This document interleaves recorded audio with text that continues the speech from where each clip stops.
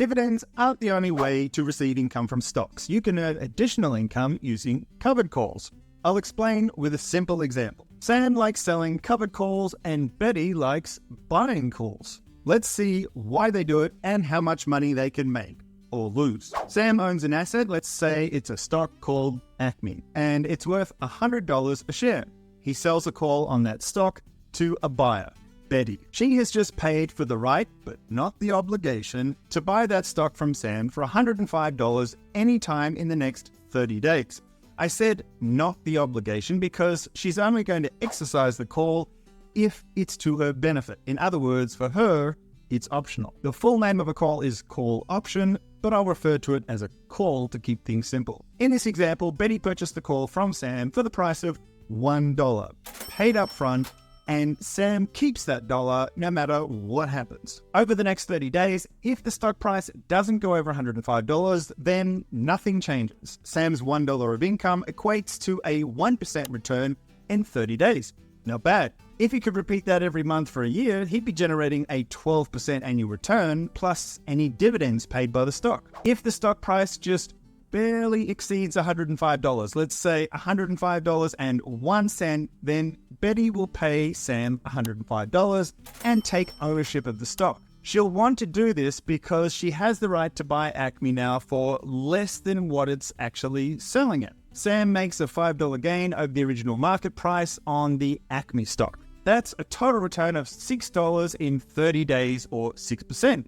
Good for Sam. If the Acme stock shoots higher to say $115, Betty will happily pay Sam the $105 strike price and take ownership of the stock. Sam still made 6% in 30 days, the same as the last scenario. The negative for Sam is that he missed out on the $10 of appreciation between $105 and $115, also known as opportunity cost, regret, jealousy. You get the idea. Here are the same three scenarios, but from Betty's perspective. The stock doesn't reach $105. Betty loses 100% of her $1 investment. This is the most common outcome. In scenario 2, the stock reaches $105.01, just enough to trigger the option. Betty spent the $1 cost of the call and takes ownership of the stock for $105. Financially, she's down 99 cents, and she now owns a stock that may gain or lose value in the future. And finally, the scenario Betty was hoping for. The stock blows past the $105 strike price and reaches $115. Betty spent the $1 cost of the call and takes ownership of the stock at the strike price of $105, which is $10 below the new market price, netting her $9 on an investment of $1, an 800% return in just 30 days. A few quick points to note.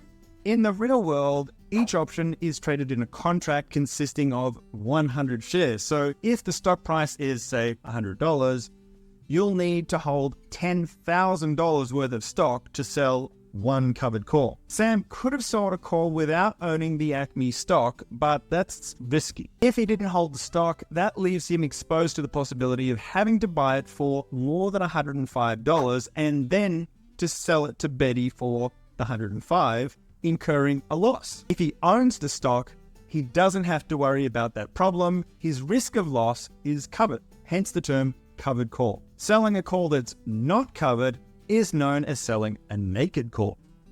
Last of all, this call was sold with a strike price above the market price. This is known as out of the money. Other strategies involve selling options at the money, where both prices are equal, or in the money, where the strike price is below the market price. So in summary, Sam can sell a call on his Acme stock to make some income and potentially a small capital gain.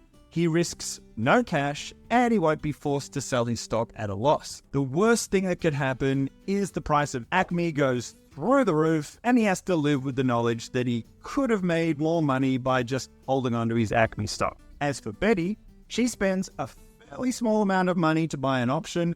Her possible outcomes range from losing all the money she spent on the call, $1, to making a huge profit if the stock shoots past the strike price, anything from 1 cent to perhaps the $9 from our example, or even more. You can either sell covered calls by yourself or buy shares of a fund and they'll do it for you.